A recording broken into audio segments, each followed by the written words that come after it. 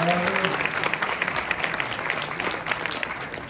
इस नाटक में संगीत दिया है देश के सुप्रसिद्ध रंग निर्देशक संजय उपाध्याय जी ने।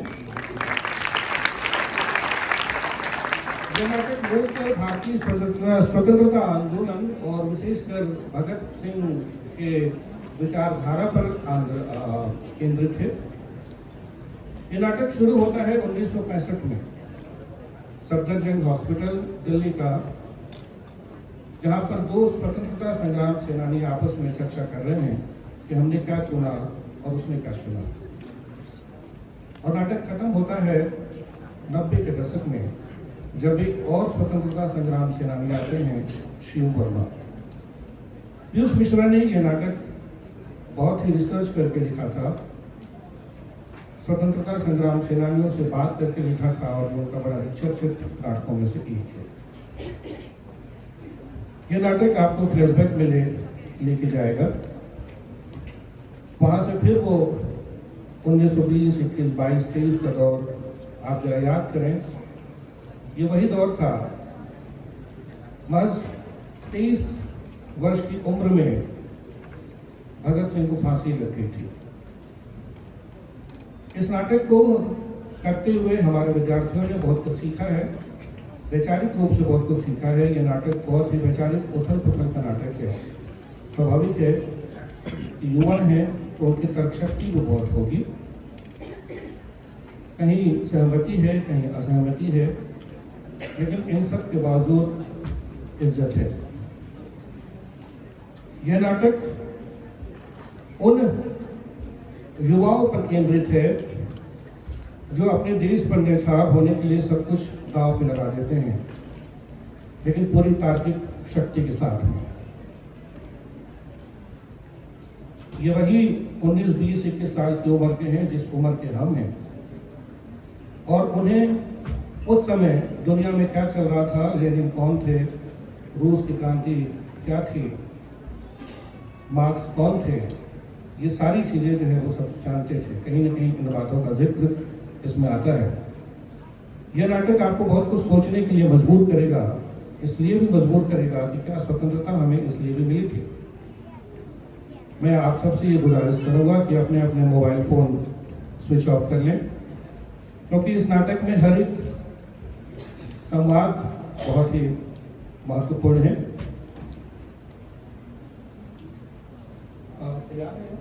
म्यूजिक, तो आइए देखते हैं नाट्य विभाग की प्रस्तुति गगन दमामा बाज्यो।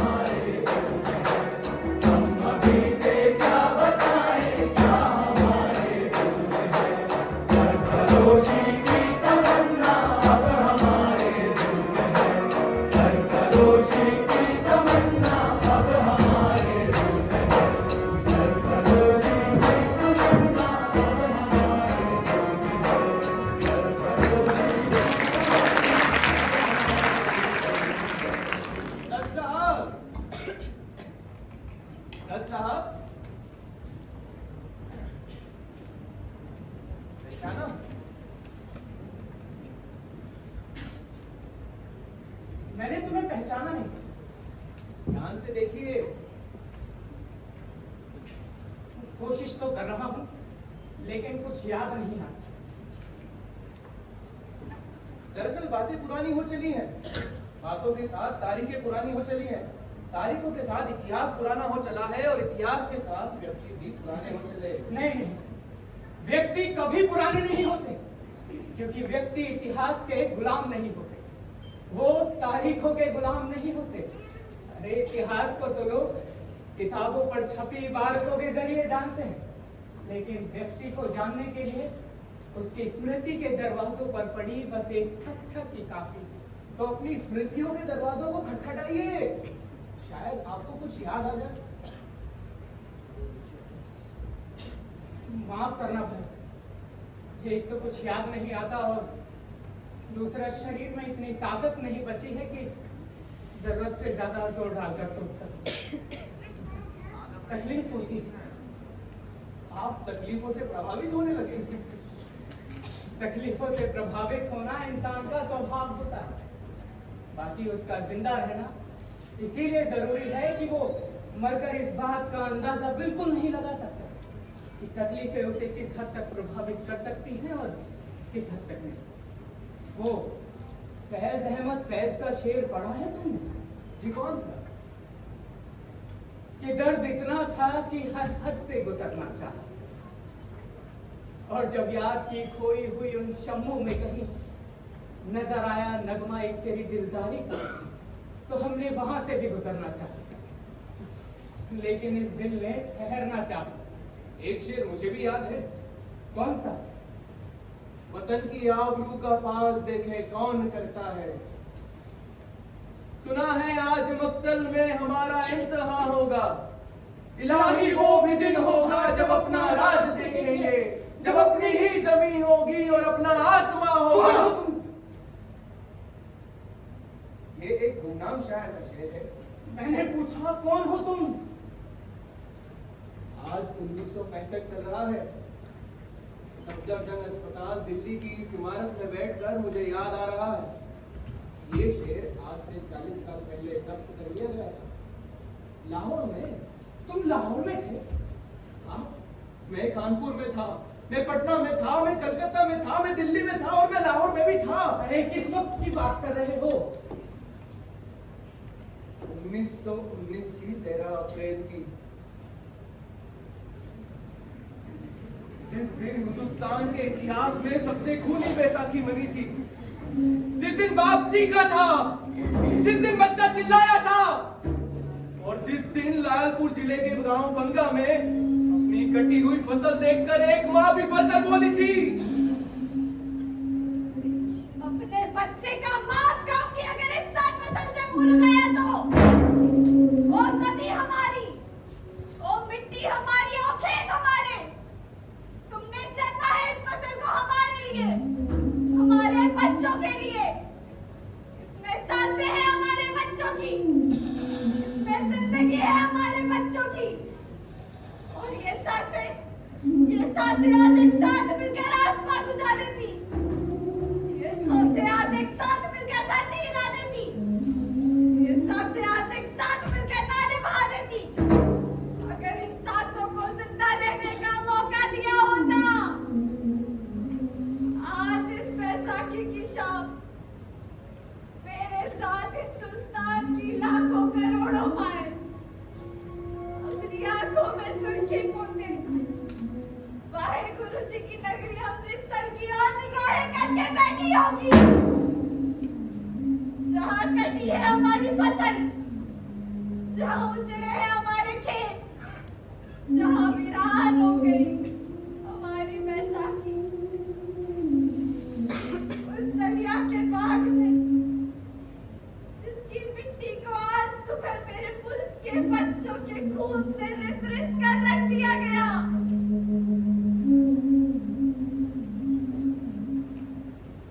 ओ गांधी, हमारे महात्मा, करते हैं हम अपने बचे हुए बच्चों को तुम्हारे सुपुर्द, फेंकते हैं कि नन्ही धड़कनों को तुम्हारी गोद में। ले जाओ इनको अपने साथ, और बदला दो इन दूर के सौदागरों को कि आज के बाद पंजाब की हर पैसा की जमींदार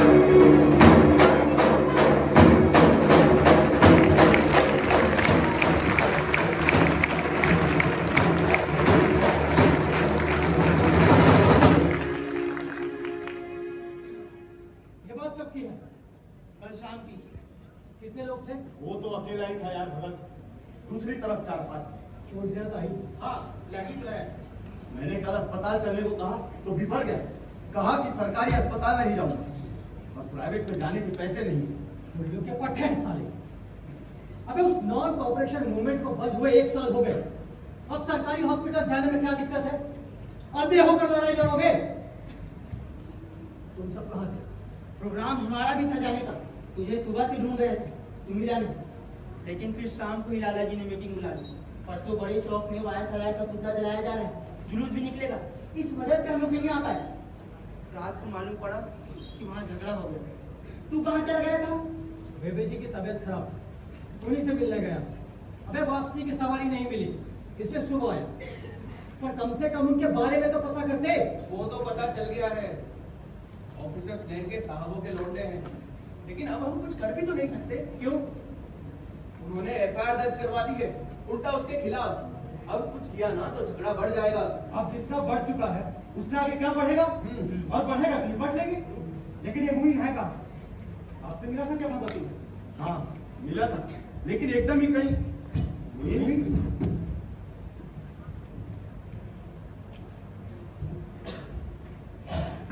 ओए, मैं तो उससे एक ही बात पूछूंगा। उनके नाम? उनके नाम? जिम ग्रेन और स्टीफन ग्रे। बाकी दो को मैं नहीं जानता। ये ऑफिसर्स लेन के उस डेविड ट्रेन के लौंडे हैं ना? हाँ वही। ठीक। सुख, हाँ फैसला हो गया। उनके नाम तो एफआईआर में दर्ज होंगे और उनके लिए हम 3 ही काफी हैं। हॉकी स्टिक्स रख लेना, ठीक। बाकी लात घुसे। और याद रहे, उनके गाड़ी का एक भी कांच सलामत नहीं रखना चाहिए। बहुत नाज है ना? चलो। अरे लेकिन मेरी पूरी बात तो सुनो। हो सकता है गलती मोइन की रही हो। क्या? मेरी गलती? मेरी गलती?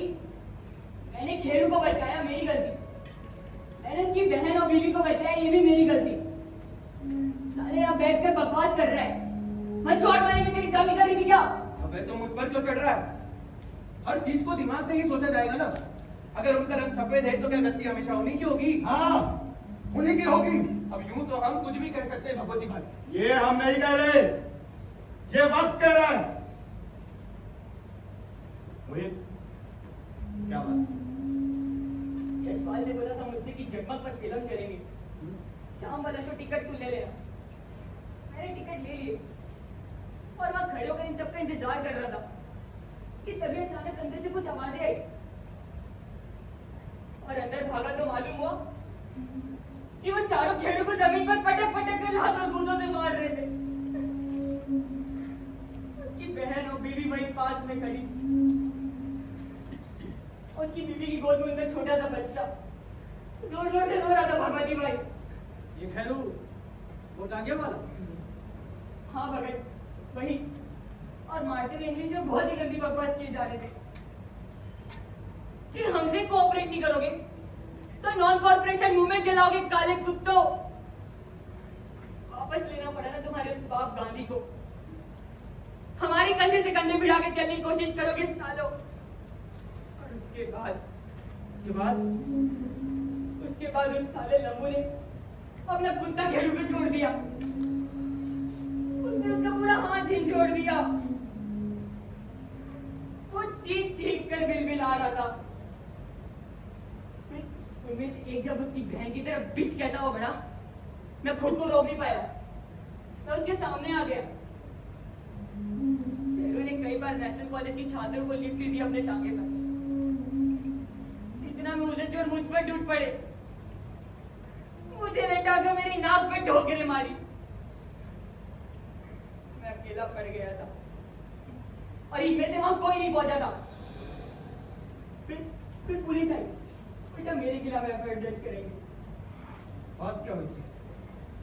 केलू गलती से अंधेरे में एक क्लास में घुस गया था जहां लिखा था Indians and dogs are not allowed. उसका घुटना टकरा गया होगा इनसे, बस टूट पड़े साले। अब बोल भाई, आईसीएस की औलाद, गलती किसकी थी? बात ऐसी है तो गलती उन्हीं की लगती है।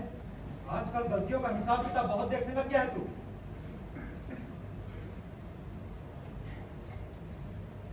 चल बे मोइन, हो गया, ले ये पानी पी। अब जो होना होगा हो जाएगा, मुंह भी सुनने की जरूरत नहीं, हम सुना दे। अबे ये फिल्म की बात तो रही गई, बोलो आज हो जाए? हो जाए। क्या हो जाए? कौन सी फिल्म? अरे फिक्र मत कर, चैपलिन या गार्गो की नहीं, ये है तेरी राजा हरिश्चंद्र। राजा हरिश्चंद्र बननी चाहिए यार। इंडियन माइथोलॉजी पर तो और फिल्में बननी चाहिए। हाँ बेटा, जो तुम्हारे देवता पिए तो कहलाए आसव, और हम पिए तो कहलाए विस्की। अरे ये येलो पैम्फलेट पढ़ा है किसी ने? ये क्या है?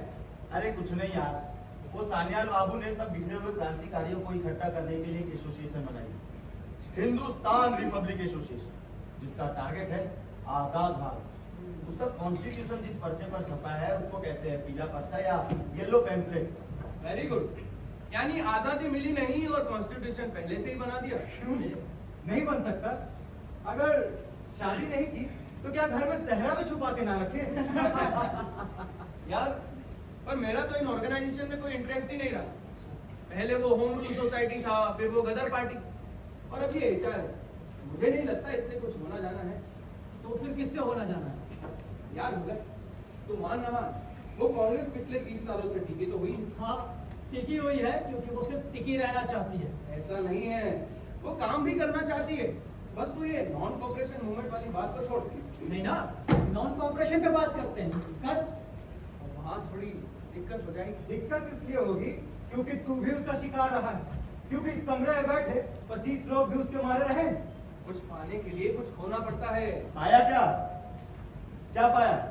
ठीक है, नहीं पाया, लेकिन उसमें भी जनता का ही दोष है। क्या दोष? भगवती भाई, उस मूवमेंट की कुछ चलते थी जिन्हें तोड़ा गया।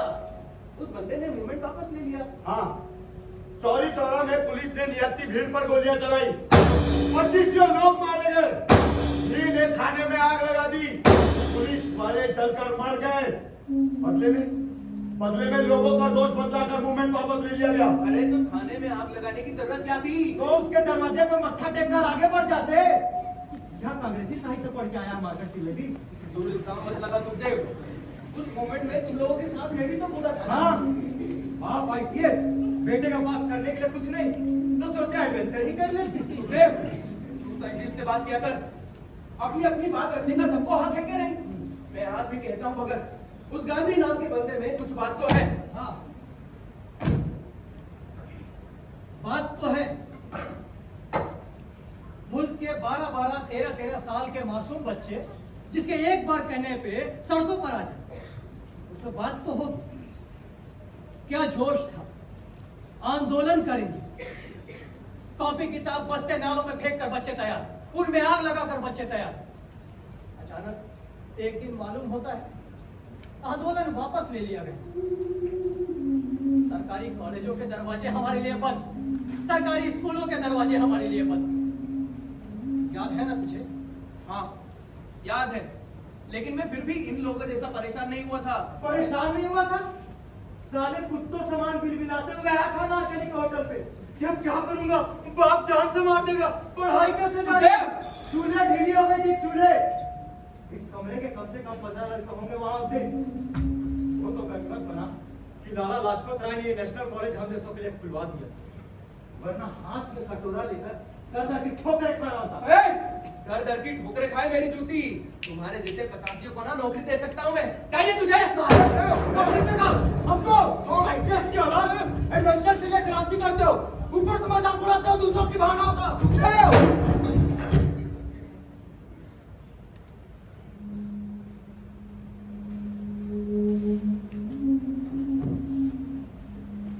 मोहम्मदी भाई, इसे चौरी चौरा के सिपाहियों को मरना याद है। उनको नहीं, जो उनकी गोलियों से मारे गए।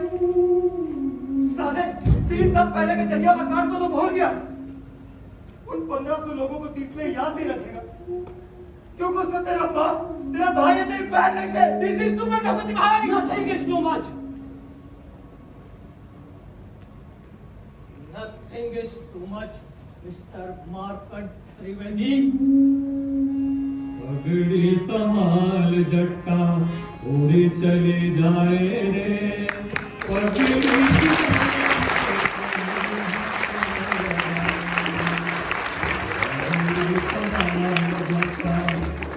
चली जाए रे, पगड़ी की गांठ पे कोई हाथ ना लगाए रे। जो बोले सोनिया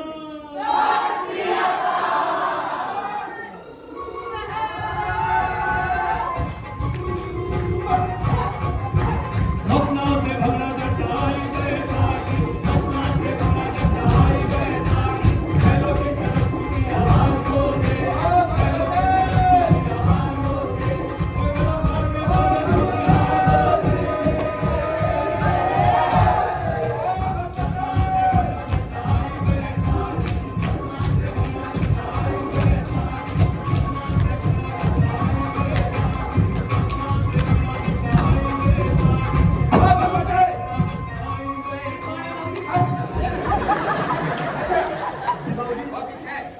जी कौन बाबूजी? और तेन बताऊं कौन? अच्छा वो तो यहाँ नहीं है बाबूजी। और भगवती वो तो मन्ने भी दिख गया सी, मगर है किथे वो? बाबूजी वो यहाँ 2 दिन से नहीं आया। वो तो कि लाहौर निकल गया है, क्या गोरे खा गए उसनु? इतने घर घर में बैसाखी मर रही है और वो हरामजादा अपनी दादी और मां को भूखा छट के न जाने किथे आवारा गर्दी करने से एक बार नहीं मिल गया ना उसकी तो नालायक हो। ए भगवती इतने जी बाबूजी। तूने उसको बताया जो मैंने कहा था? हाँ बाबूजी, समझाया ना, और बाबूजी वो समझा भी। फिर बाबूजी वो कुछ यूं कह रही थी कि लड़की थोड़ी और पढ़ी लिखी होती। अरे नालायको, पढ़ी लिखी कुड़ी नु की फ्रेम में सजा के रखेगा वो? बाबूजी मैं भी यही क्या उसनु। तुम सबको तो सालों इस नेशनल कॉलेज में बिगाड़ के रखा है, तुम और ये तुम्हारे गुरु।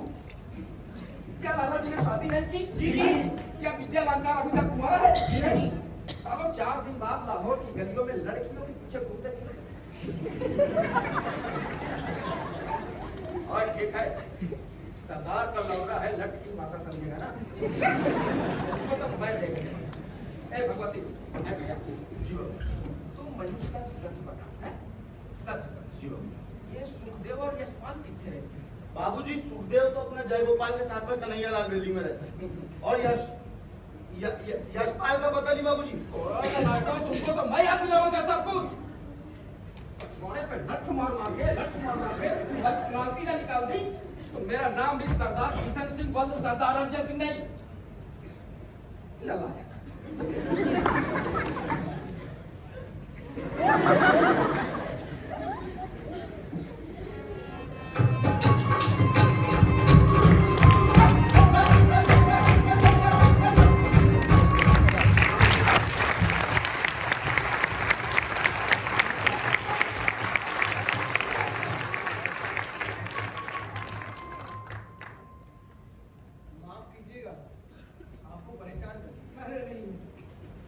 ऐसी कोई बात नहीं।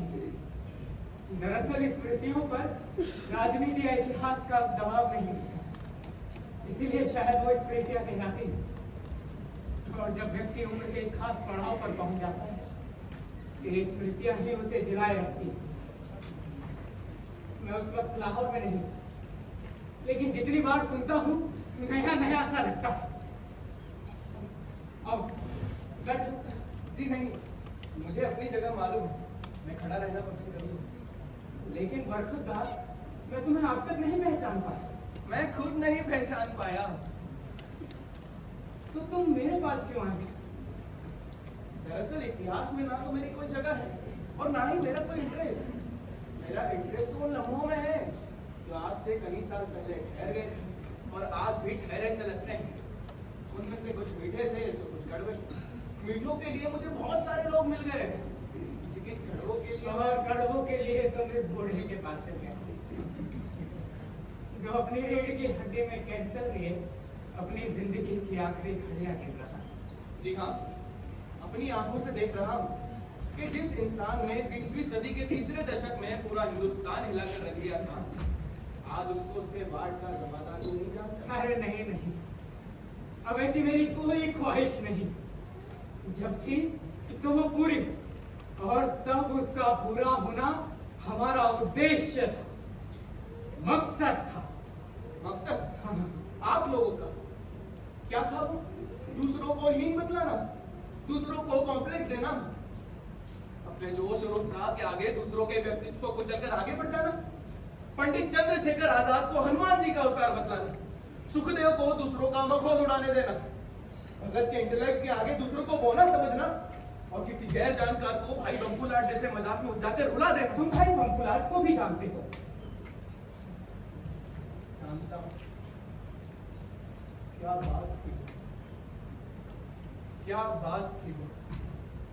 Let us place our lives to our country. Let us place our lives to our country. Let us place our lives to our country. Let us place our lives to our country. मुझे अभी तक याद है 1924 के दिसंबर की वो तूफानी रात थी। कानपुर में गणेश शंकर विद्यार्थी के प्रताप प्रेस के तलघर में वो खड़ा था।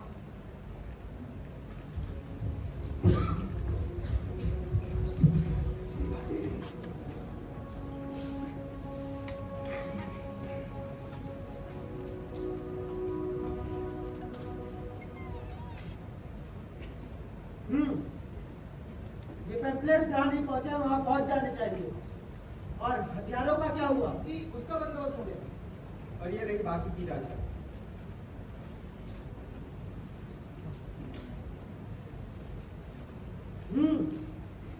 भगत सिंह जी, क्यों आना चाहते हो चारे में? जिस वजह से आप लोग, अपनी वजह बतलाओ। वजह सबकी एक, मुल्क की आजादी।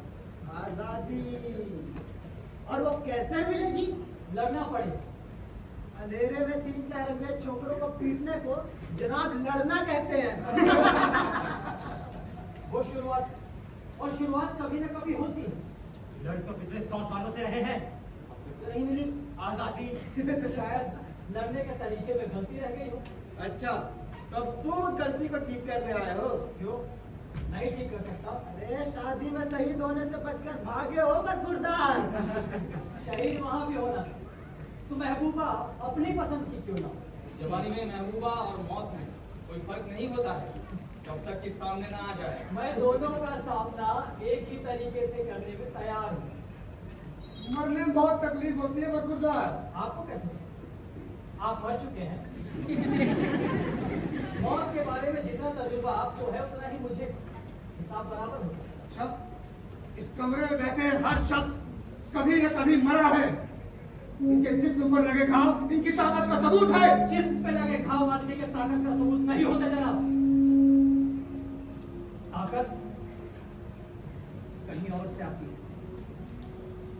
खून बहाना कोई बड़ी बात नहीं, वो अपना हो या सामने वाले। बड़ी बात तो है कि जिस्म से टपकी हुई हर एक बूंद आने वाले नस्ल के सारे खून में आग लगा सकती है या नहीं।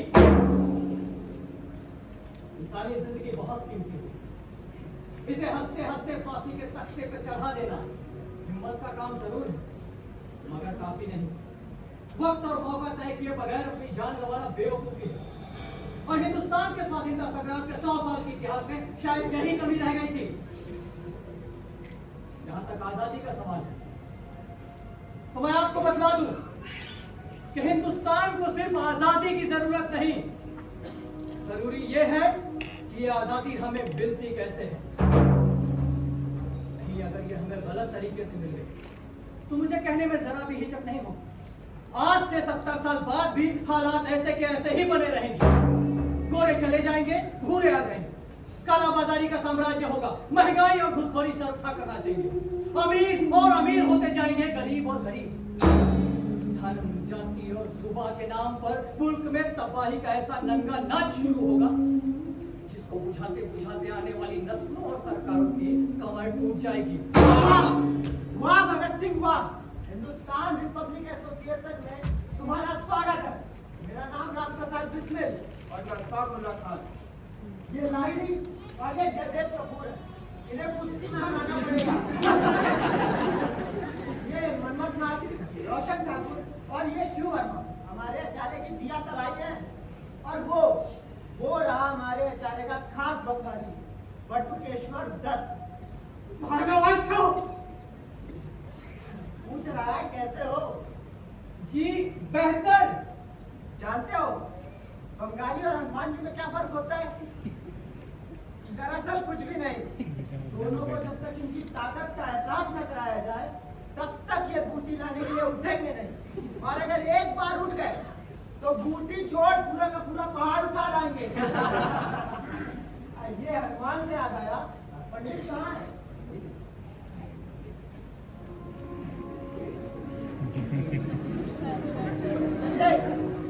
भूत है आचार्य का। जंजीर और जिंदगी से आज तक न बांध पाई और न ही कभी बांध पाएगी। पंडित, ओ पंडित, हो भगत सिंह से मिलेगा? कसरत के वक्त नहीं। जी, इनका नाम क्या है? पंडित चंद्रशेखर आजाद।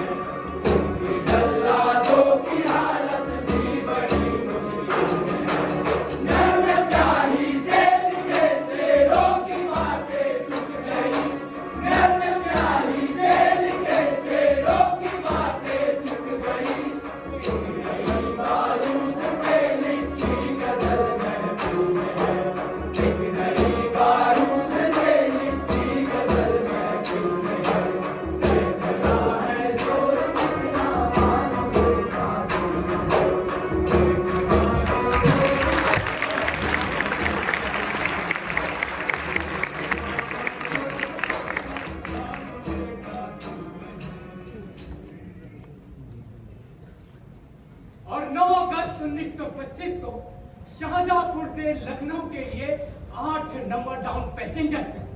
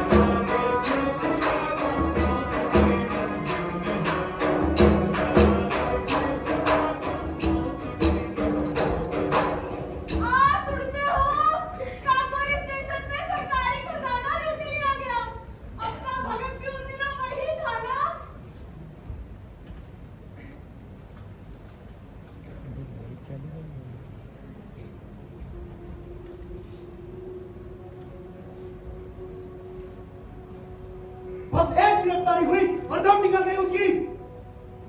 इस 1927 के धधकते दौर में वो लाहौर को दूध पिला रहा है। अरे पंडित जी, वो डेयरी उसके पिताजी ने खुलवाई। तो क्रांति में अपने बाप से पूछ कर कूदा था। 85 और 80 भेज लेकर गए होंगे इसलिए कि दूध बेचे। शादी करे और बच्चे पैदा करके आबादी पे बोझ बढ़ाए। कीड़े मकोड़े फैला के चले गए अचारे में। वो क्या नाम था उसका, वो 4 फुट का अमेरिकन नोट की बात चलिए उसकी फिल्म में देख देख कर क्रांति लाओगे। बहुत बड़ा एक्टर है जी जूता निकालो अपना।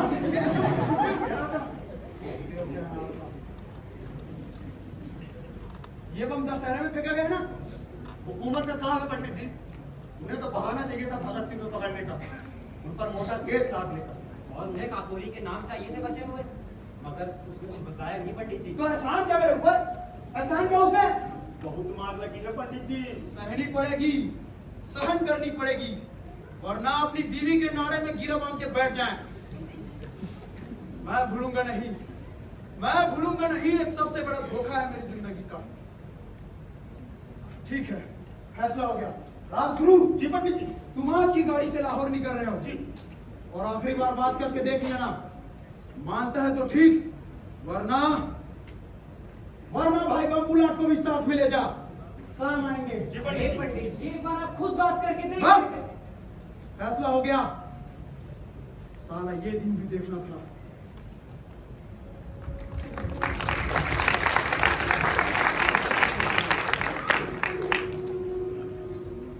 उम्मीद कर रहा हूं अब तक तुम्हारी डेयरी कर्ज में डूब चुकी होगी, क्योंकि वहां दूध बेचने के अलावा और सब कुछ होता होगा। जानकर खुशी हुई कि इंकलाब से तुम्हारा जी उठ गया। ऐसे में 2 हाथ बढ़वा लिया करो, जी ठीक रहेगा। आजकल में ही तुम्हारा केस वापस लिए जाने की खबर है। और हाँ, जमानत का पैसा मिलने की पहले से बधाइयां। आगे से बापों से मजाक किया करो तो याद रखा करो कि बाप इस दुनिया में तुमसे पहले आए थे। क्या कभी इतिहास मानेगा कि चंद्रशेखर आजाद ने भगत सिंह को उड़ाने के लिए भाई बम्बू लाट को भेज दिया।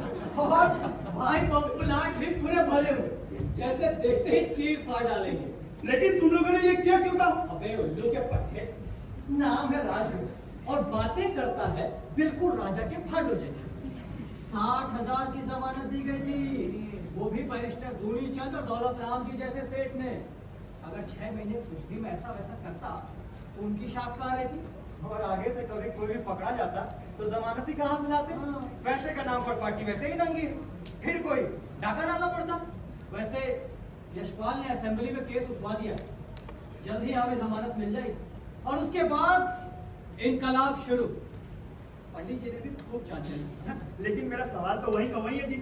तुम लोगों ने ये किया क्यों था? अरे मेरे राज दुलारे, पेट में दूध दही जा रहा था, लेकिन दिमाग बिल्कुल खाली था, तो सोचा कुछ करते हैं। और अब पंडित जी की तरह तो है नहीं जो 24 में से 25 घंटे लंगोट बांध कर घूमते रहे। आगे बढ़ भगत। हाँ, अब जरूरी बात, फिरोज शाह कोटला दिल्ली की मीटिंग पक्की हो चुकी है। उत्तरी भारत के सभी दलों में इस मीटिंग के लिए उत्साह है। जैसा कि तय है, इस मीटिंग का संचालन तुम करोगे। उम्मीद कर रहा हूँ इस क्रांतिकारी आंदोलन में एक नई करवट साबित होगी। जो भी होगा मुझे मंजूर होगा, तुम सबका पंडित। और हाँ, अगली बार मिलो तो इस सोशलिज्म नाम के लफ्ज का थोड़ा खुलासा करना, और रूसी क्रांति पर भी कोई किताब ला सको तो अच्छा रहेगा, मगर ख्याल रहे हिंदी में।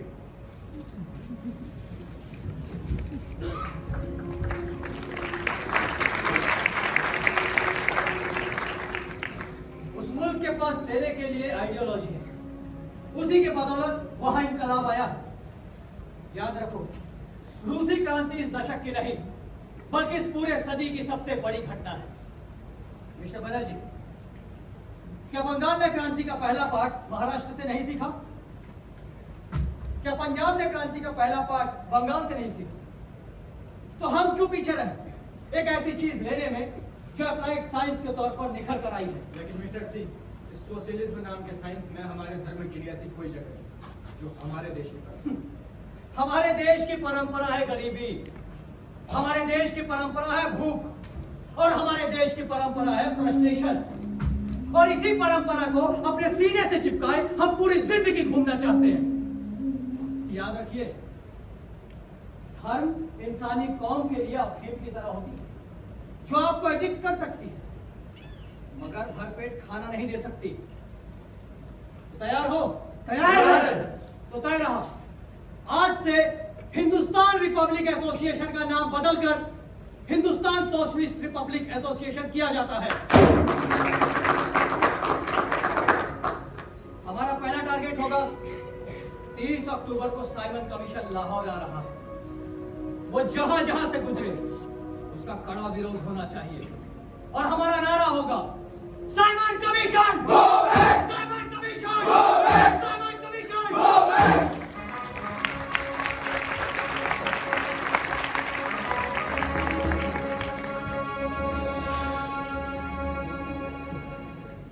अरे आप उस कुड़ी से कहे क्यों नहीं देते कि कहीं और जाके ब्याह कर ले? अरे अपनी खुद की औलाद को तो समझा नहीं पा रहे हैं, दूसरे की औलाद से बात करें। मुझे तो साली ये नई पौधी समझ नहीं आ, न जाने क्या खा के पैदा हुई है। कल तक उसी लाला जी को गाली दे रहे थे, आज उसी लाला जी को पुलिस से बचाते हुए बाप समान भेड़े साथ में चल रहे हैं। लेकिन भगत तो बोल रहा था कि ये सारा मोर्चा लाहौर में उसके नौजवान भारत सभा ने संभाल रखा है। अरे हाँ, संभाल रखा है, संभाल रखा है। अब है तो उसी अजीत का भतीजा ना। मैं तो कहता हूँ ये जुलूस मोर्चे ही करे तो ठीक है, कम से कम अपने चाचा की तरह जिंदगी भर के लिए मुल्क छोड़कर बाहर तो नहीं रहना पड़ेगा।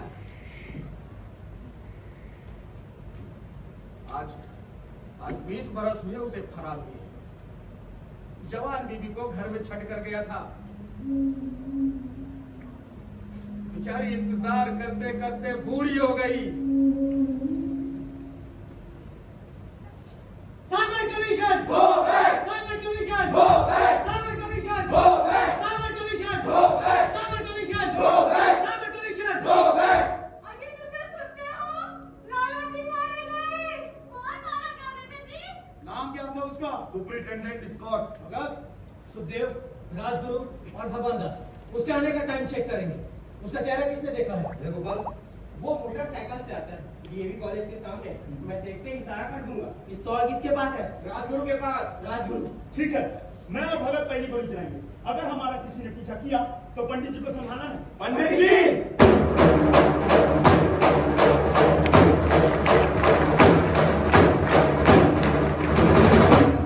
जय गोपाल ने गलत इशारा कर दिया पंडित जी। स्कॉट के बजाय सैंडर्स मारा गया। यमराज और यमदूत में ज्यादा फर्क नहीं होता। लाठियां इसी सैंडर्स ने बरसाई थी। आप सुनते हो? अपने भगत पर खून का इल्जाम लग गया। खून का इल्जाम? इन पर? मगर किसके खून का? यही सवाल मेरा था, यही सवाल मेरा था। खून का इल्जाम, लेकिन किसके खून का? उस सैंडर्स का खून तो सबको याद रहा। इतिहास ने उसे अपने पन्नों में डंके बजाकर जगह दी।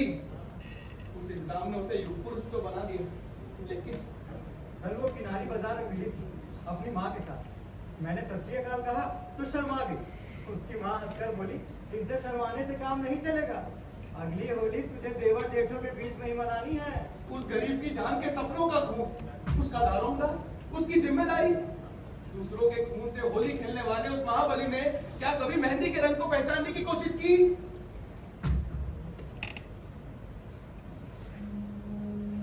ये होना ही था, ये होना ही था। मैंने तुझे कितनी बार मना किया कि तू उसके साथ हंसी ठिठोली मत किया कर, लेकिन तू मेरी बात नहीं मानता सुखदेव। आखिर ये जमानत के दिन भारी पड़ गए ना। 24 घंटे बम बारूद की गंध सूंघने वाले उस योद्धा ने क्या कभी गुलाब की नन्ही सी कली को सूंघ कर देखा? हिंदुस्तान की आजादी की लड़ाई की धारा को बदलकर रख देने वाले उस युग द्रष्टा ने क्या कभी किसी के छोटे से गुलगुलाते दिल को टटोलने की कोशिश की? अपने आप से चोरी करने की कोशिश मत कर। तो इस वक्त सुखदेव से बात कर रहा है। मैंने उससे कभी बात नहीं की। जवाब दीजिए, जवाब दीजिए। उस इंसान के साथ उस संग्राम में बराबर हिस्सा लेने वाले इतने जिम्मेदार व्यक्ति होने के नाते आपका चुप रहना कहां तक जायज है? मिस्टर गुड्डू के छोड़ दत्तू, उससे कोई फर्क नहीं पड़ता, ये तो खुद जानता है। लेकिन इसके जिम्मेदार हम हैं, हम इसके जिम्मेदार हैं और हम इससे भाग नहीं सकते। भागे बगैर कोई चाल भी नहीं है। अब जिंदगी हमें कहीं और ढकेल चुकी है। जिंदगी किसी को किसी के मर्जी के बगैर कहीं नहीं ढकेलती। तेरी आंख में मुझे सुअर का बाल नजर आ रहा भगत। कहना क्या चाहता है? तूने 8 अप्रैल वाले एक्शन में जाने से इनकार कर दिया। किसने कहा? यह पंडित जी का फैसला था। क्या असेंबली में बम फेंकने भगत नहीं जाएगा? जबकि बम फेंकने की पेशकश तेरी थी, फेंकने के बाद गिरफ्तारी देने की पेशकश तेरी थी। वो आज भी है,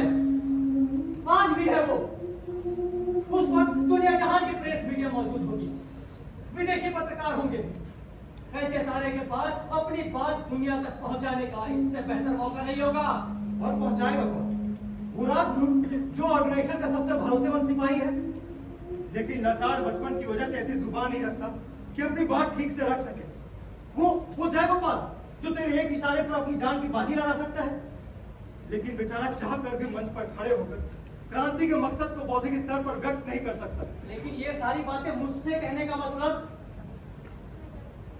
सरदार भगत सिंह सुखदेव से एक मामूली सी बात का मतलब पूछ रहे हैं। ये तो बहुत गंदा इशारा कर रहा है। क्या बात है, सरदार भगत सिंह को एकदम एहसास हुआ है कि उनका इंटेलेक्ट केवल लेख लिखने में। ऐसे सारे के थिंक टैंक कहलाए जाने वाले सरदार भगत सिंह के इरादों में दिक्कतें आने लगी हैं। सरदार भगत सिंह अपनी तूफानी शिद्दत और विश्व क्रांति की बेइंतहा जानकारी अपनी जिंदगी के किसी नाजुक से लम्हे के लिए बचा कर रखने की सोच रहे हैं। मैंने कहा खामोश हो जा। किसी भी किस्म की क्रांति में कंफ्यूजन की कोई गुंजाइश नहीं होती जनाब, और खास तौर पर जब वो कंफ्यूजन किसी औरत का लाया हुआ हो। खामोश हो जा Sukhdev.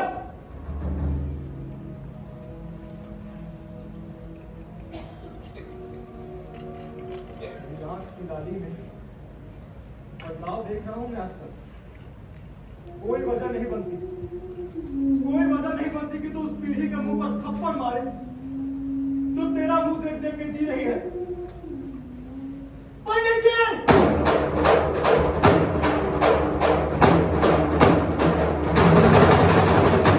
The British Empire was established by the fraud and forgery of Clive and Hastings, and it is being maintained by the British baronets.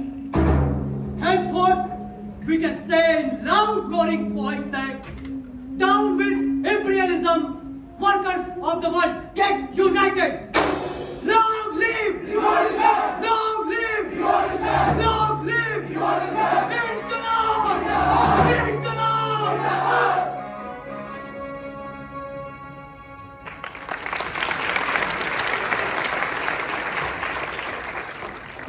और उस दिन सिपाही आया था। हाँ, तश्तरी को नीचे पटक कर बोला था खाना। और वो क्या बोला था? संदेश तुम्हारी सरकार के लिए। अरे अब मैं क्या करता, मना कर दिया सबके सामने। सारी जेल देख रही थी। कहता है कि मुकदमा खुद लड़ूंगा। इससे फायदा? अरे इससे फायदा और नुकसान कोई जान पाया है क्या आज तक? एक लाहौर में जी, उसके घर, बाकी सारे सेंटर्स पर सरकार बौखला उठी है पंडित जी। चारों तरफ छापे पड़ने शुरू हो गए। सबको खबर करना होगा कि अंडरग्राउंड हो जाए। सिर्फ अंडरग्राउंड होने से काम नहीं चलेगा, काम जारी रहना चाहिए। राजगुरु जी, पंडित जी, तुम अभी एकदम पुनानी कर रहे हो जी, और अपनी कैची जैसी जुबान पर जरा काबू रखना। आगरा, पटना, झांसी, सहारनपुर तार कर दो कि गायब हो जाए।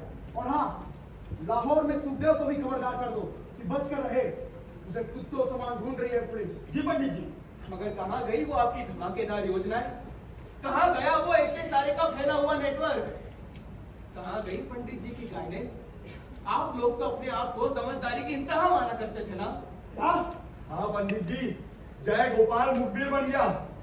हमारी लाहौर की बम फैक्ट्री पकड़ी गई और आज आगरा की, और फैक्ट्री के साथ अरे भगत के बाद हमारा दूसरा बच्चा था, बिगड़ गया था तो क्या? अब क्या करेंगे उसका? करेंगे क्या, मुकदमा चलाएंगे।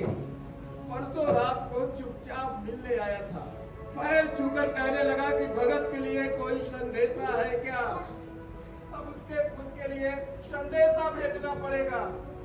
मेरा संदेशा तेरे लिए ये है भगत कि मैं पीछे नहीं रहा।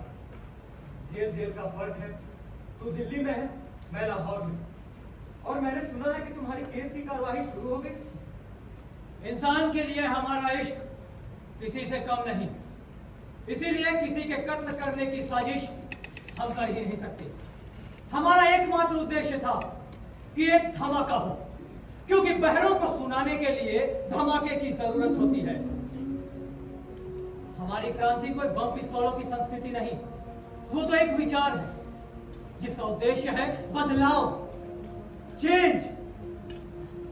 याद रखिए, अगर समय रहते वर्तमान सभ्यता के इस ढांचे को बदला नहीं गया, अगर सर्वहारा वर्ग को महत्ता नहीं दी गई, तो वो दिन दूर नहीं जब हम अपने हिंदुस्तान को चंद पूंजीपतियों के हाथों सौंप देंगे, जो अपनी सुनहरी कलमों से इसका भविष्य लिख रहे होंगे। कितने आगे गई उस युग दृष्टा की भविष्यवाणी। आज किसके कानों में रची बसी रह गई उसकी बात। आज 1965 इस बात का गवाह है कि आजादी को कांग्रेस ने दिलवाई। उसके पीछे वो गांधी नाम का बंदा था। अरे वो मूवमेंट तो वक्त का एक सिर्फ बुलबुला था, जो वक्त के साथ ही फूट गया और साथ में ले गया उन हजारों खूनी गोलियों की आवाज। गलत कह रहे हो मार्कंड, एकदम गलत। धमाकों की आवाज तो सन 1947 में अपने पूरे महाकाल रूप में उठी थी, और तब उसके साथ जुड़ गई थी उन करोड़ों बच्चों, बूढ़ों, औरतों की चीखें जो रो रो कर चिल्ला पड़े थे कि हमें नहीं चाहिए पाकिस्तान, हमें नहीं चाहिए हिंदुस्तान, हमें एक मुल्क चाहिए जिसकी जमीन पर हम आजादी की खुली सांस ले सके।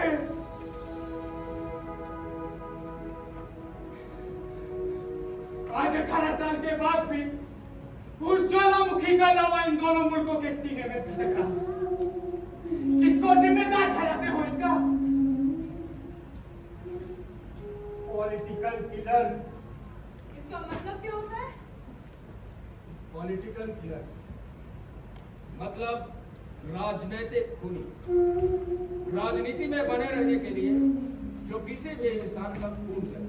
मगर इन्हें कौन सी राजनीति में बने रहना है? अरे वो महात्मा है, उनके मुंह से शब्द नहीं अमृत फूटता है। इनकी बातों को कोई गलत नहीं कहता। हाँ, झूठ नहीं कह रहा। पंडित जी को खबर कर दो कि कल शिव वर्मा, जयदेव कपूर, सुरेंद्र पांडे, महावीर सिंह और कुंदन लाल को सहारनपुर में पकड़ लिया गया। मैं भी ये जगह आज ही छोड़ रहा हूँ। तुम भी अपना ध्यान रखना, क्योंकि कल भगत और दत्त का फैसला है। मुझसे सुनते हो अपने भगत को? वाहेगुरु जी को यही मंजूर था, उम्र कैद। अरे मैं तो कहता हूँ फिर भी सस्ते में छूट गया। इस हरामजादी सरकार से तो इतनी भी उम्मीद नहीं थी। अरे सुन रही है कि नहीं? अरे कम से कम ये एहसास तो रहेगा जहाँ भी है जिंदा है। हाँ, जैसे अजीत के जिंदा रहने की है। अरे हाँ, और नहीं तो क्या। देख लेना, एक दिन चाचा भतीजा दोनों वापस आएंगे और लाहौर में जो बैसाखी बनेगा कि पूरा लाहौर झूम जाएगा।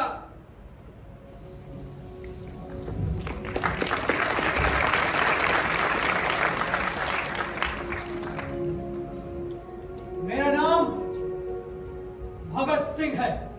मेरा नाम सुखदेव है। मेरा नाम यतीन्द्र नाथ दास है। आगरा के फैक्ट्री में था, मसाला घोल ही रहा था कि पीछे से आवाज आती है, हैंड्स अप।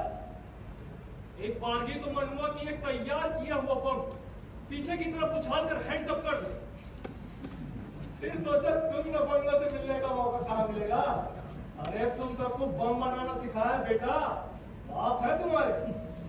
और हम बाप हैं दुनिया के।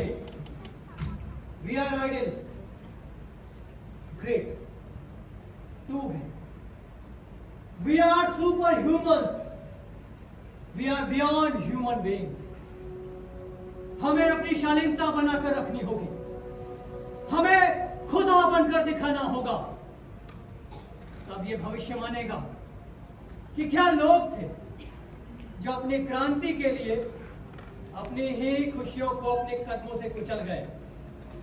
याद है? याद है। अरे याद कैसे नहीं होगा। बाजार में एक कैलेंडर मिल रहा था जिस पर एक खूबसूरत सी लड़की की तस्वीर थी। राजगुरु बाबू से ले आए और पार्टी के ऑफिस में लगा दिया। पंडित जी आए, अब देखते ही बौखला उठे, कैलेंडर उठाया और उसके टुकड़े टुकड़े कर दिए। राजगुरु बाबू बिना उठे और कहने लगे, किसने फाड़ा मेरा कैलेंडर? किसने फाड़ा मेरा कैलेंडर? मैंने फाड़ा। क्यों फाड़ा? या तू इसमें मर जा या तू क्रांति कर दे। अच्छा, अब हर खूबसूरत चीज को फाड़ देंगे? हाँ, फाड़ दूंगा।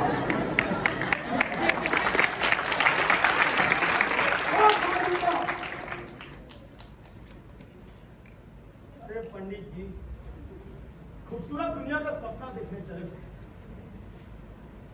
खूबसूरती से इतनी नफरत कर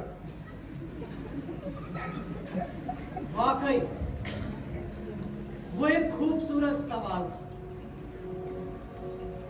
मुझे आज भी याद है इतालवी क्रांति, जब मेज़िनी अपने पहले विद्रोह के बाद बुरी तरीके से टूट गया था और अपने दोस्तों को याद करके रोया करता था, तब उसकी प्रेमिका के एक प्रेम भरे खत ने उसे इतनी मजबूती दी कि उसने आगे चलकर इतिहास को दिशा निर्देश दिए।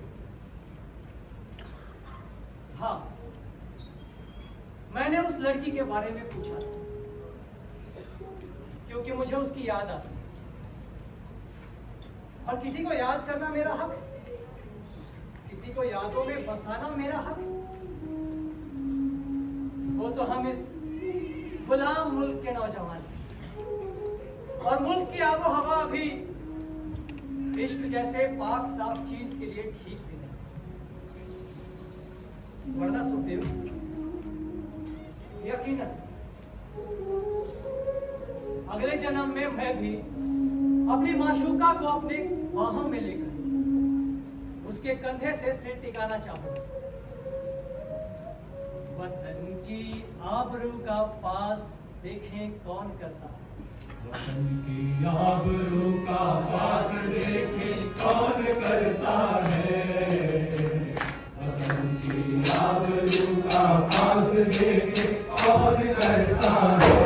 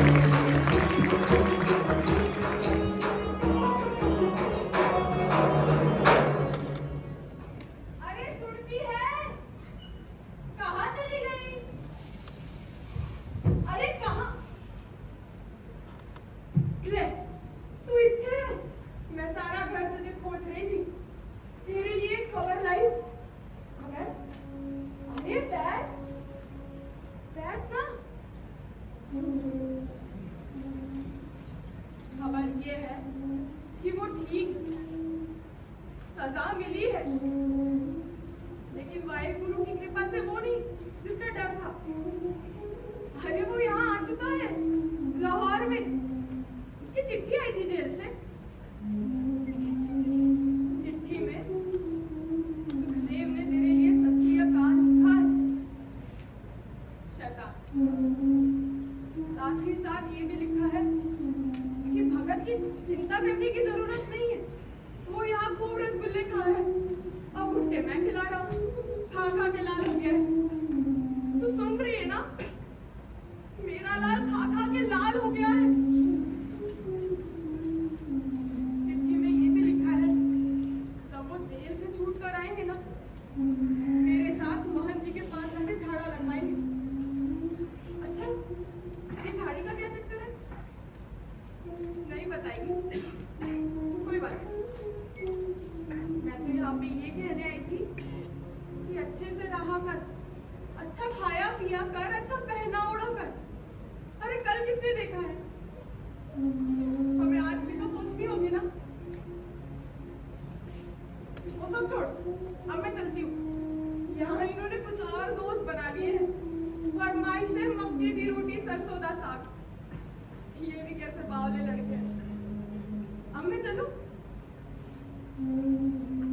बेबी जी, कम पढ़ी लिखी हूँ। दुनिया में मैं ज्यादा नहीं जानती। जो जानती हूँ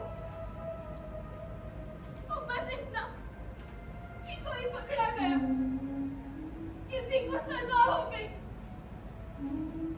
उसका दोष क्या था नहीं जानती।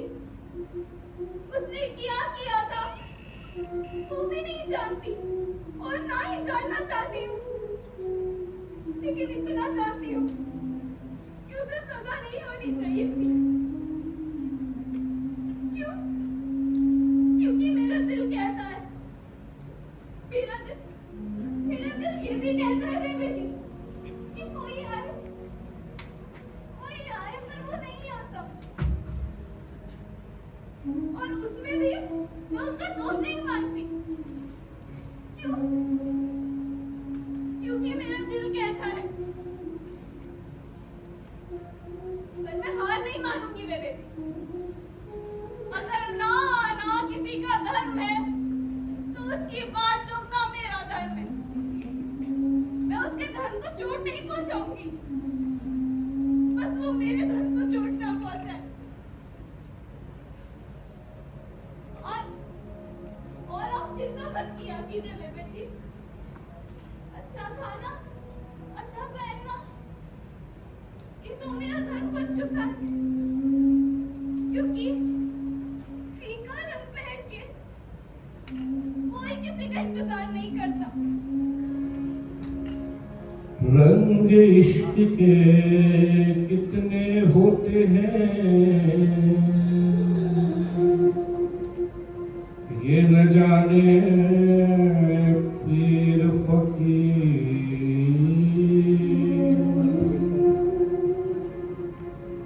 रंग इश्क के कितने होते हैं ये न जाने पीर फकीर।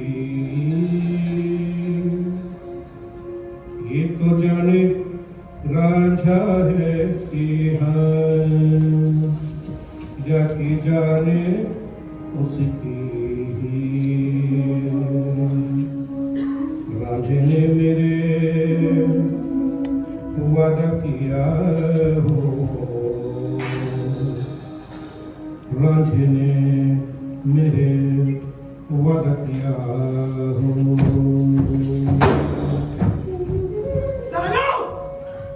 जिसका इंतजार कर रहे हो ऊपर से कोई पैगंबर आएगा और आके तुमको छुड़ा के लेके जाएगा।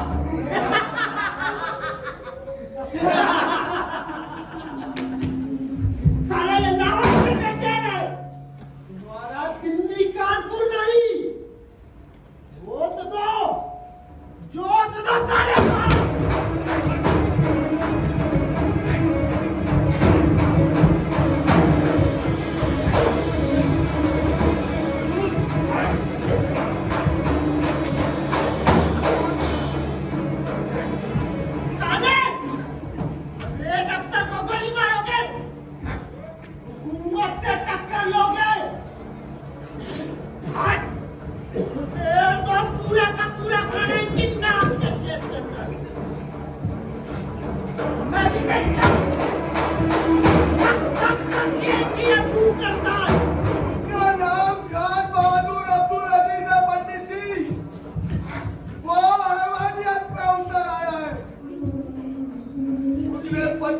पठानों को मंगवा लिया है जो इनके सीने के ऊपर चढ़ के इनकी नाक से खाना ढूंढते हैं।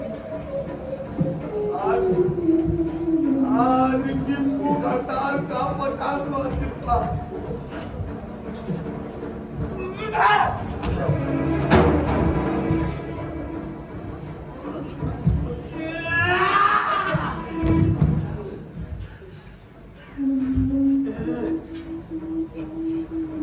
ये जंग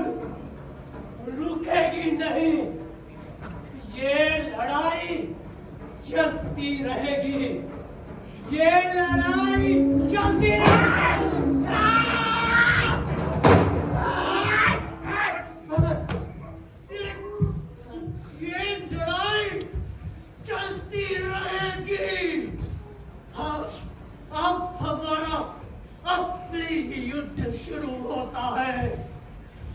We want facilities equivalent to the European prisoners.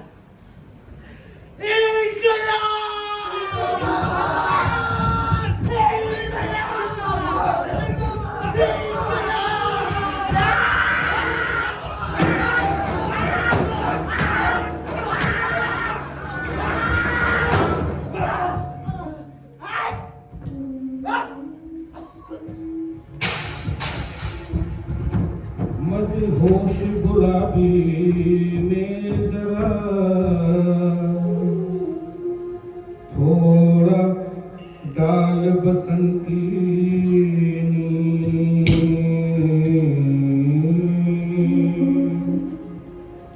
फिर पहन के उसको गोरिये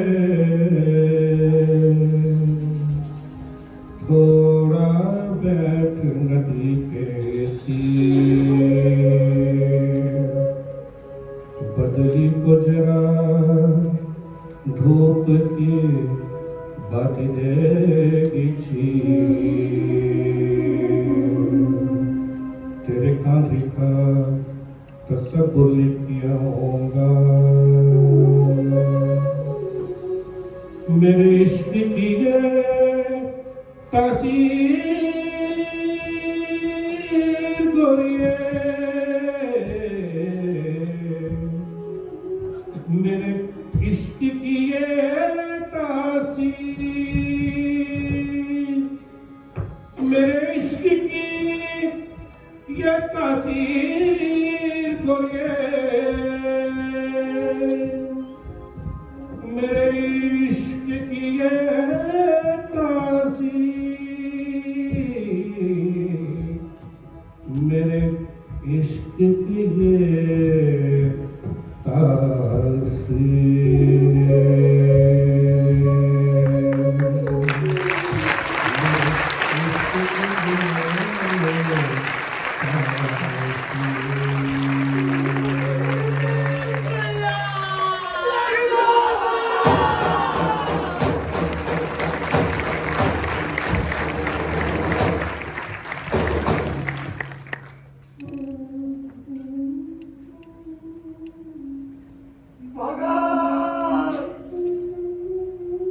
शिव ने मक्खियां मार के खा ली है, उसका सारा खाना बाहर आ गया है भगवान।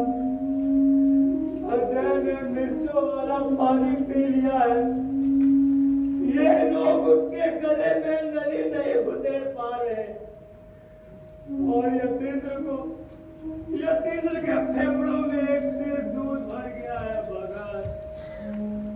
उसका सारा बदन अकड़ रहा है, उसने दवा खाने से इनकार कर दिया है भगवान।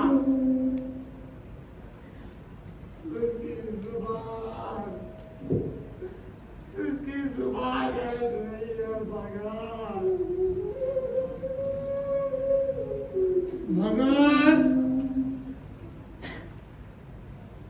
भगत देख देख उसकी नाड़ी जा रही है भगत, वो आंख तक नहीं खोल पा रहा। उसके खून का दौरा उसके दिल के आसपास सिमटा है। पंडित जी, क्या कोई कुछ नहीं कर सकता? अरे ये मत समझना कि एक यतीन्द्रनाथ के चले जाने से ये संग्राम रुक जाएगा। ये दौर है, ये दौर चलता जाएगा, चलता जाएगा जब तक हम पा नहीं लेते।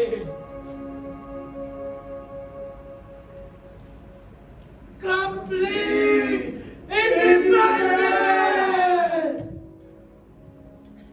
और तब मोतीलाल नेहरू ने कहा था कि सरेआम ब्रिटिश हुकूमत के इस जुल्म को लानत भेजता हूं।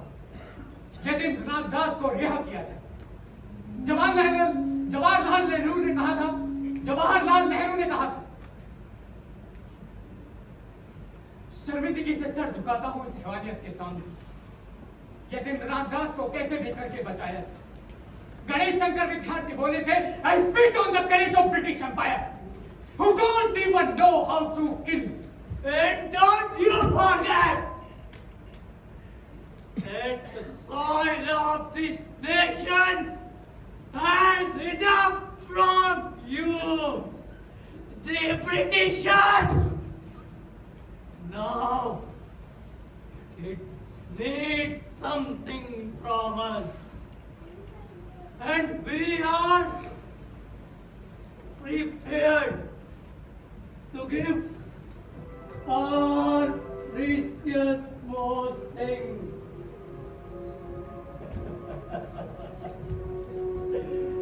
And that is our lives.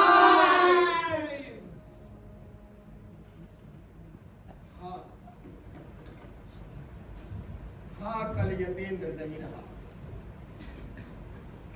ये भगत के साथियों में से पहली मौत थी। मुझे कभी कभी लगता है भगवती, क्या मैंने तुम सबको इसलिए तैयार किया है कि एक दिन किसी अफसर में भेजकर हमेशा के लिए खो दूं। पंडित जी, इसे खोना नहीं कहते, इसे तो पूरी तरीके से पा लेना कहते हैं।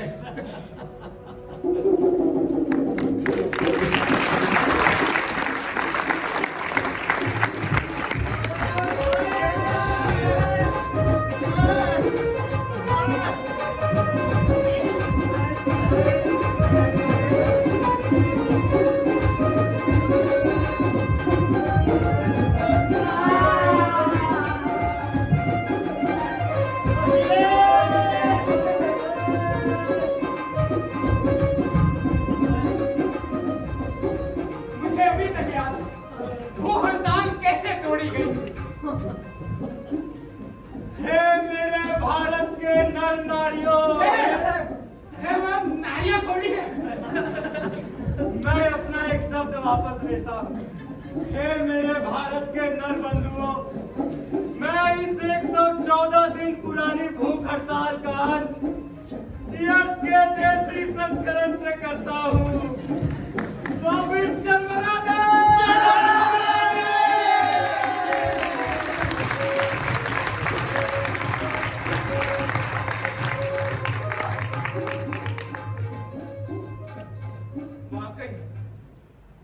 चरमरा तो दिया था उन्होंने पूरी हुकूमत को। और उसके बाद जापान, कनाडा, पोलैंड और दक्षिण अमेरिका से सैकड़ों चिट्ठियां आने लगी थी समर्थन के तौर पर। लोग सड़कों पर निकल आए, जगह जगह हड़तालें फूट पड़ी थी। हर एक किसान और मजदूर वर्ग रेले के रेले बनाकर उमड़ पड़ा था। अखबार तो हुकूमत के खिलाफ आग उगलने लगी। और तब शिव वर्मा ने बहुत ही भावुक होकर भगत से कहा, यार आजकल तुझे नाम से बुलाने का दिल नहीं करता। तो और क्या कहकर बुलाएगा? सरदार। और सरदार भगत सिंह संधू का पूर्ण स्वराज का नारा मुल्क के कोने कोने में गूंज उठा था। अरे 1 साल पहले कलकत्ता के कांग्रेस अधिवेशन में अंग्रेज गांधी जी की पूर्ण स्वराज की मांग को सख्ती से कुचल चुके थे। उन्हें तक इस घटना के 2 महीने बाद इस मांग को स्वीकार करना पड़ा, क्योंकि करे बगैर कोई चारा ही नहीं था। पता है सरदार, इतिहास में हमेशा इसका श्रेय कांग्रेस को दिया जाएगा। कल जब मैंने उस जमादार के 8 साल के बच्चे को वो नारा लगाते हुए देखा तो मुझे मेरा श्रेय मिल चुका।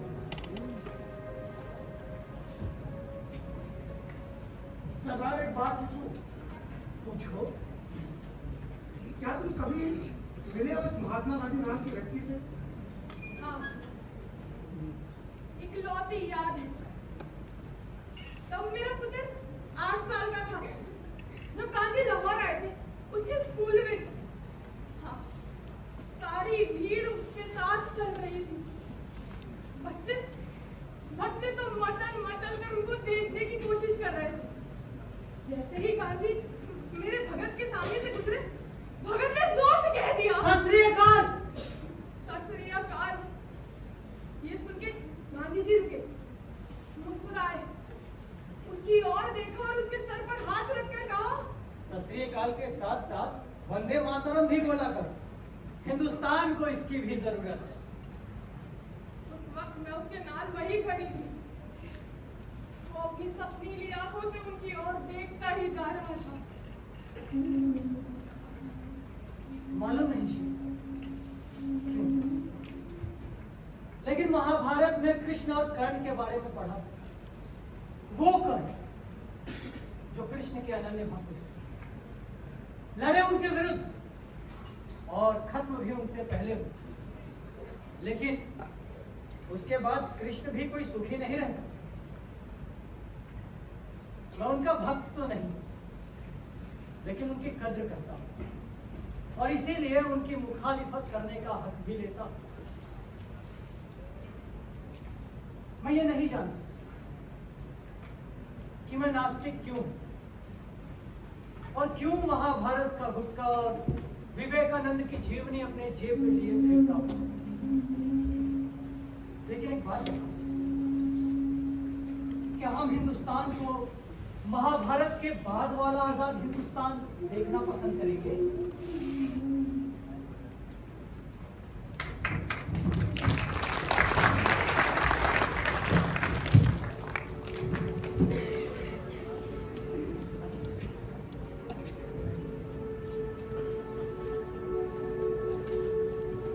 मैं तुम्हारा नाम भूल गया। मैंने बताया ही नहीं था। कानपुर से मुझसे मिलने आए हो? हाँ, जैसे दिल्ली सिर्फ दत्त साहब से मिलने गया था। लेकिन वो बात तो 1965 की थी। आज 1994 चल रहा है। आज अचानक किसी को उस वक्त में क्या इंतजार किया भाई? जब जागना चाहिए था तो जागा नहीं, और अब जब जागा है तो सिर्फ आप बचे हैं।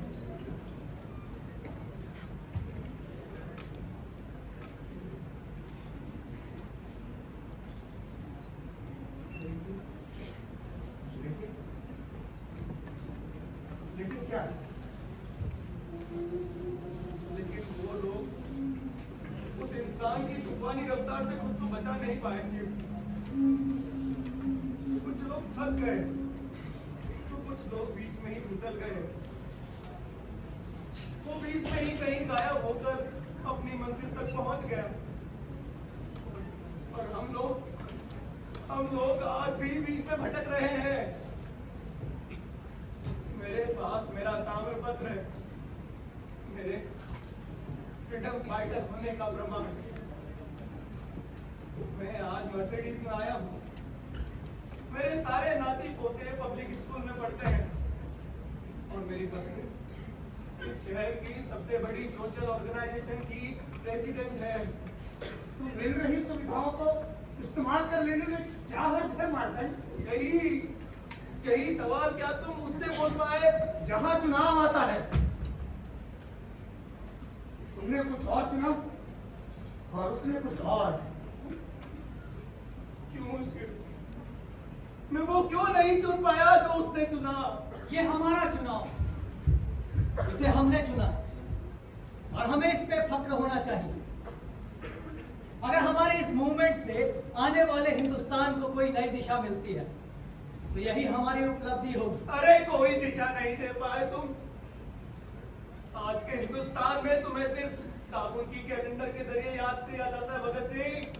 किसी की यादों में बसना हमारा मकसद नहीं। कितनी मजेदार बात है ना, कल हमारा फैसला है और हमें पहले से ही मालूम है कि वो फैसला क्या होगा। कल कोर्ट रूम में मेरा फैसला था इनकम टैक्स का। मेरी टांगे वहां थर थर कांप रही थी शिव, थर थर कांप रही थी। अपने शिव के गले में तो पैडिंग लगानी पड़ेगी, तब कहीं जाके फंदा फिट हो पाएगा। अबे तेरी गर्दन है कि दिया सलाई?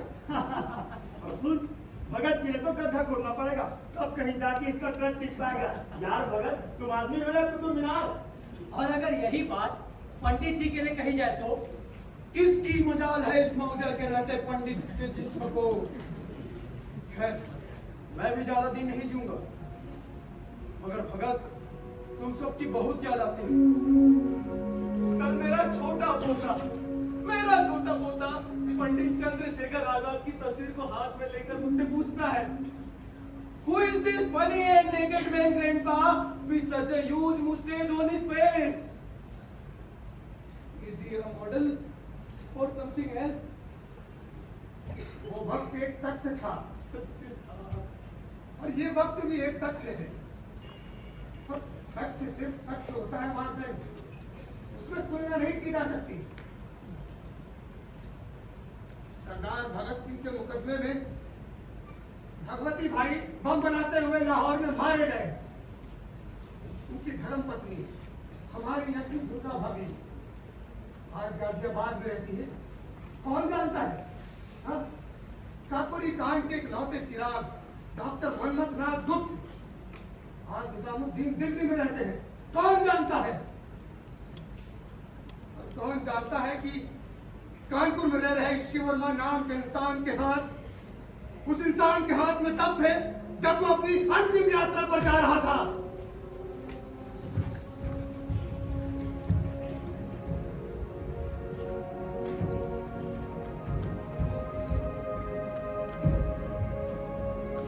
अपने साथियों से मिलोगे भगत?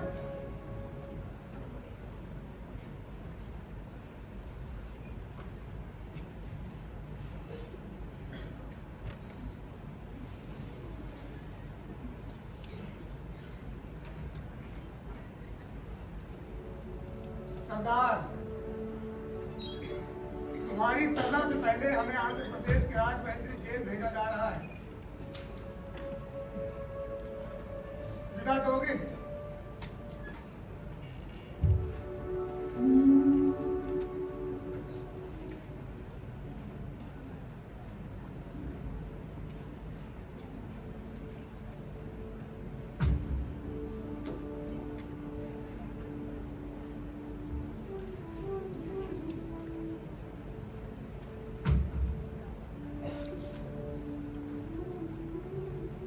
और साथ में एक सवाल,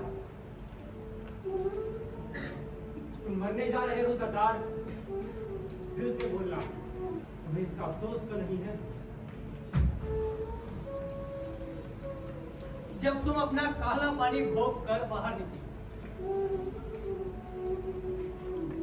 तो एक खूबसूरत सी लड़की से शादी करना और 4-5 गोल मटोल बच्चे पैदा करना और कभी कभी उन्हें हमारी कहानियां सुना। उस वक्त हम यूं ही जिंदा हो जाया करेंगे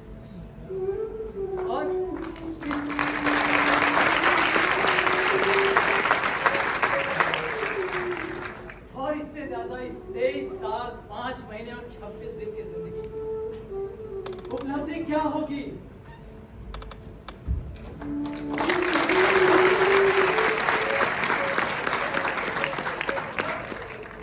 वक्त खत्म हुआ भगत।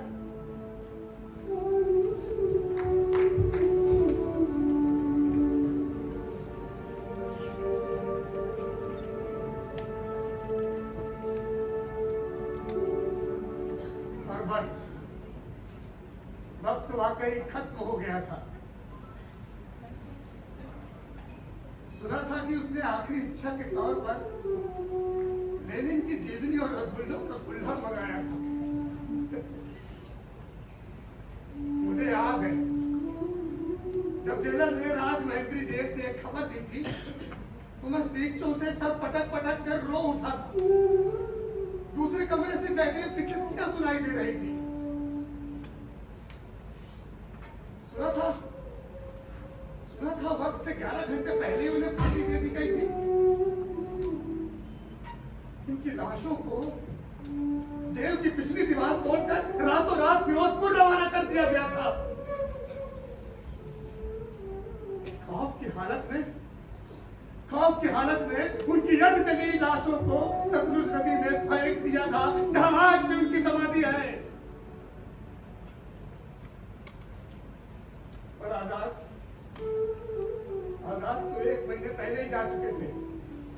वो अल्फ्रेड पार्क इलाहाबाद के मुठभेड़ में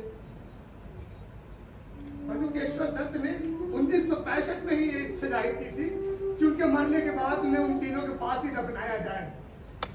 उनकी ये इच्छा भी पूरी हुई।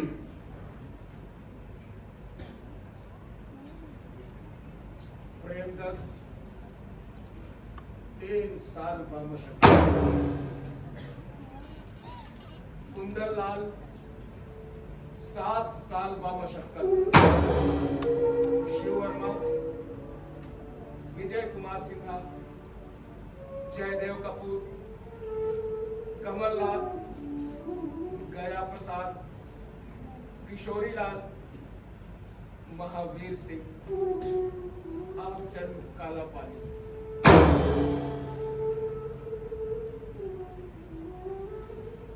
और 23 मार्च 1931 राजगुरु, सुखदेव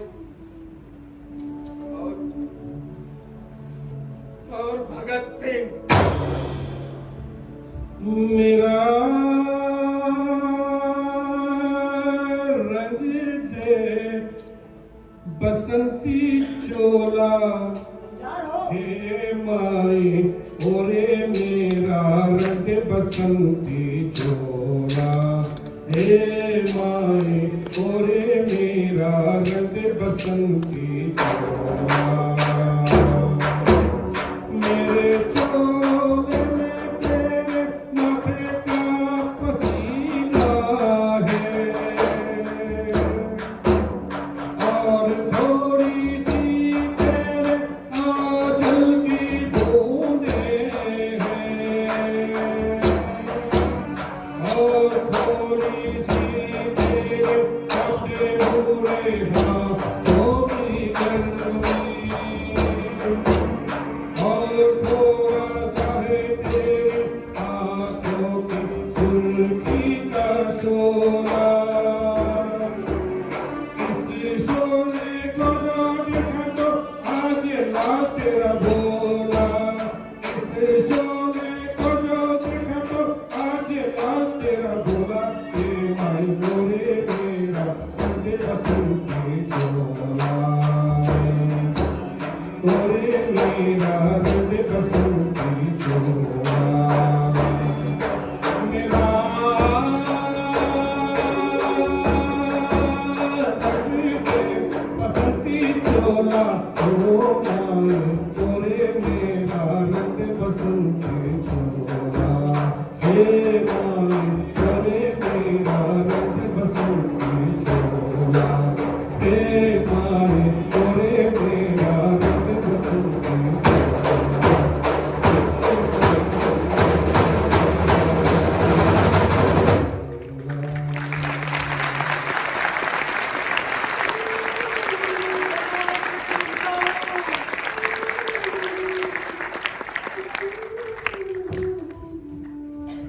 मैं आज भी जिंदा हूँ इस आजाद भारत में, जिसका सपना वो देखा करता था। उसका सपना सुकून की सांसें होगी, चारों तरफ खुशहाली होगी, भूख का नामो निशान न होगा, अत्याचार नहीं होगी, चीखों पुकार नहीं होगा। वाकई आज कहीं चीख पुकार नहीं है, हर तरफ खामोशी है, सन्नाटा है, वीराना है, जो शायद इशारा कर रहा है किसी आने वाले बवंडर का, किसी आने वाले तूफान का। पहले कोड़ों की चोट का एहसास होता था, क्योंकि कोड़े दिखते थे, और अब वो एहसास मिट चुका है। कोड़े मारने वालों को ये सुविधा मिल गई है कि वे दूर से बैठ के कोड़े फटकार सके। वो गोरों का राज जो उस गोरे मुल्क में वापस धकेल दिया गया था, आज किसी दूसरे गोरे मुल्क से धीरे धीरे वापस आ रहा है। शायद ईस्ट इंडिया कंपनी भी ऐसे ही घुसी होगी। हाँ, बहरहाल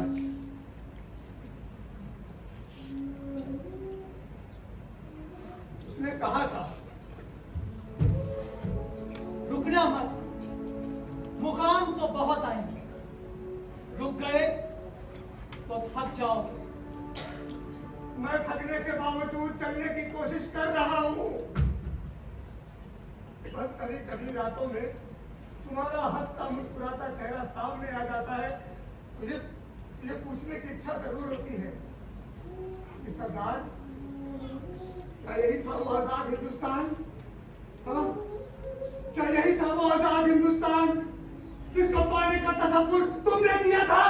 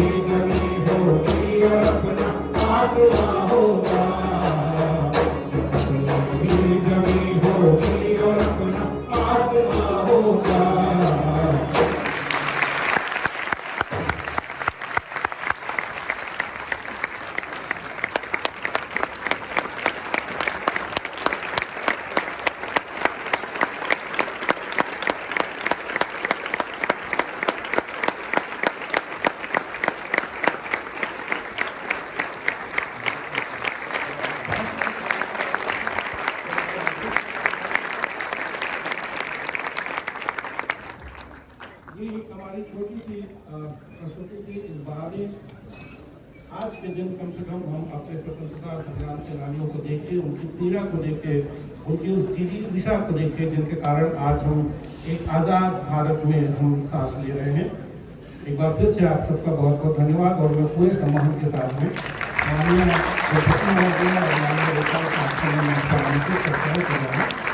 और दो शब्द आशीर्वचन के हमारे विद्यार्थियों के लिए, उन सब के लिए मैं सर। और इसके साथ ही जो हमारे म्यूजिक में थे आगे और चैतन्य कर रहे थे लाइट, और जो बैक स्टेज में थे धीरज सोनी, और इसके अतिरिक्त बहुत सी पूरी लंबी चौड़ी टीम थी। आप सब आ जाएं।